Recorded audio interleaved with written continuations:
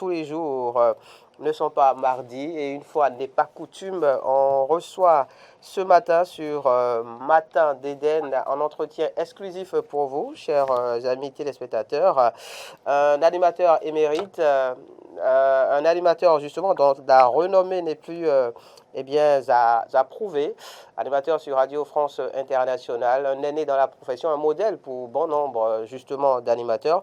Claudie, bonjour. Bonjour, merci de me recevoir. Comment ça va, Claudie?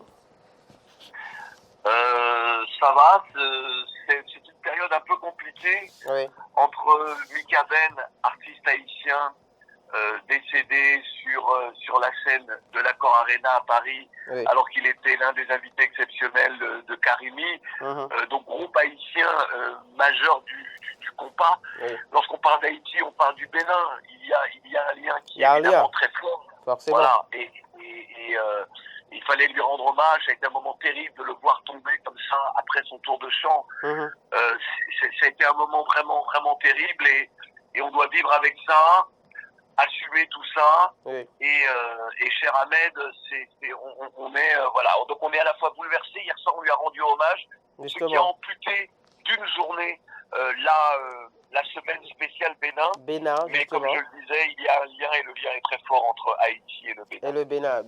Bien sûr, et cela peut se comprendre tout à fait aisément. Alors très rapidement, comme tu le disais, Claudie, hier il y a eu cet hommage rendu donc à Michael Benjamin, Mika Ben, tombé donc sur scène, après donc sa prestation sur scène à Paris le samedi soir notamment. À quel point est-il, Mika Ben, parlons très rapidement, un acteur majeur de la scène musicale haïtienne? Parce que c'est quelqu'un qui à la fois a sublimé le compas nouvelle génération. Il pouvait être chanteur et rappeur, alors qu'il était multi-instrumentiste, il jouait de la guitare, du piano. Il pouvait être dans le reggae, il pouvait être dans une musique plus rara. La musique rara, c'est la musique plus racine, la musique des campagnes un peu en Haïti.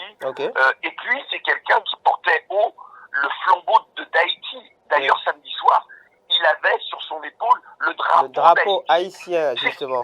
C'est ça. Et il y a une expression en Haïti, on dit, on parle de fierté du drapeau, le rouge et bleu.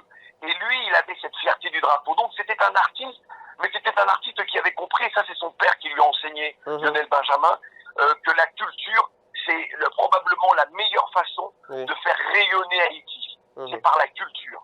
D'accord. Et donc il était tout ça, Mika D'accord. Il faut préciser évidemment que Mika Ben est évidemment l'interprète de ce morceau. Pati, quittez-moi, c'est avec vous. Voilà. Pour que les uns et les autres puissent savoir évidemment de qui il s'agit. Alors évidemment là à l'écran on a les images qui témoignent à souhait évidemment de tout le talent de cet artiste. On voit les images donc de sa prestation sur scène le samedi passé et quel triste sort pour lui donc que de finir de la sorte. On parle d'hommage national à lui rendre. Alors, Ahmed, justement, je me permets de couper la parole, j'en suis désolé, mais Mika Ben est tombé le 15 octobre. Le 15 octobre, c'est le jour où nous avons honoré la mémoire de Thomas Sankara, assassiné en 1987.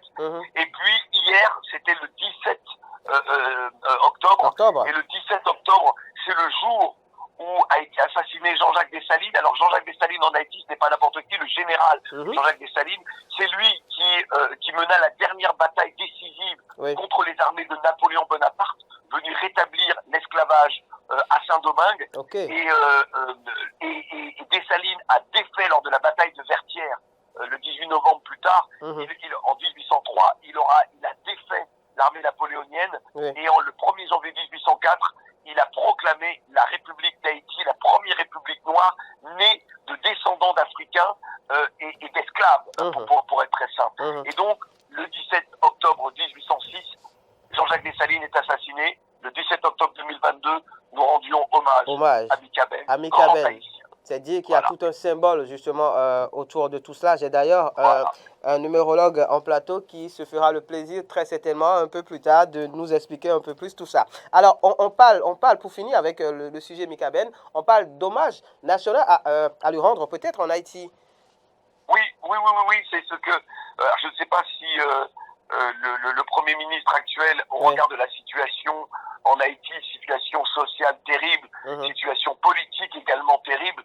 Je ne sais pas ce qui sera fait, mais oui, il est question de cela et il le mérite parce que ce n'est pas un artiste comme les autres. Il a tout le temps porté Haïti partout où il était et encore une fois, au risque de se répéter, mais sur la scène de l'Accor Arena de Paris, il avait, durant tout son tour de chant, toute son interprétation de Houpati, il avait le drapeau haïtien sur ses épaules. Sur ses épaules.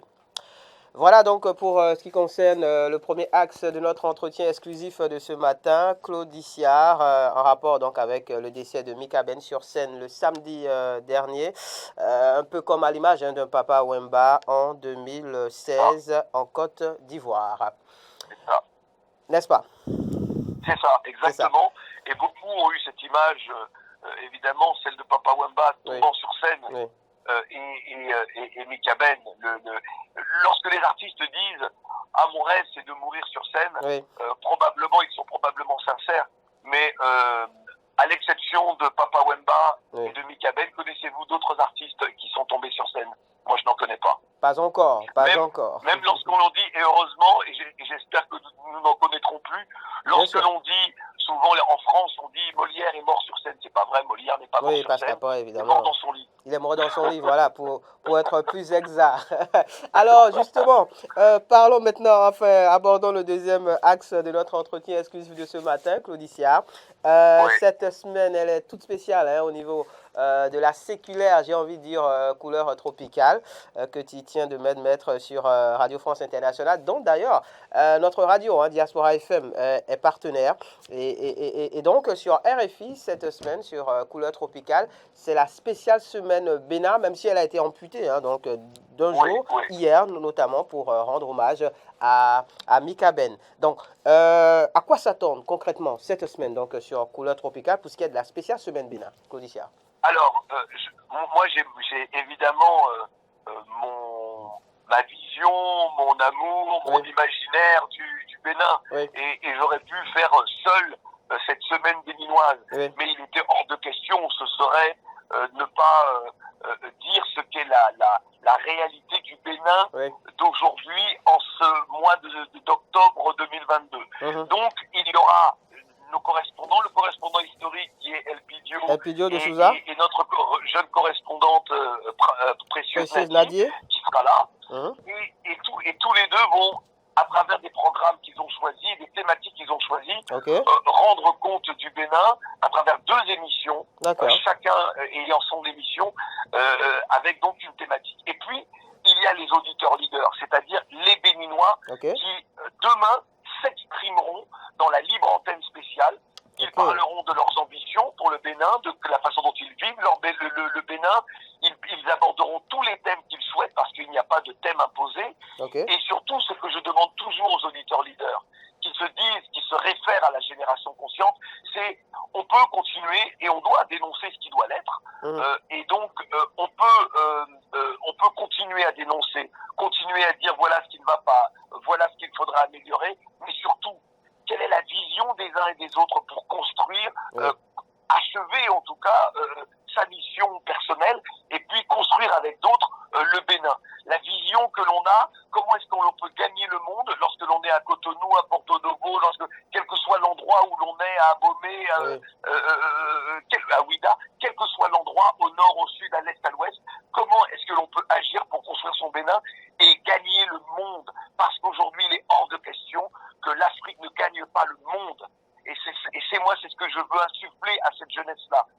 On doit sortir du marigot, de la colère immédiate, et surtout ne jamais entrer dans le marigot de la haine, mais être dans celui qui va nous permettre de dire on va construire un monde qui nous ressemble et qui nous rassemble. Voilà ce que j'attends de cette jeunesse qui va s'exprimer. Et puis, encore une fois, tout ça va passer par le filtre, par le tuyau, par le pipeline de la culture. Et la culture, c'est l'identité, c'est l'affirmation de soi, c'est l'estime de soi.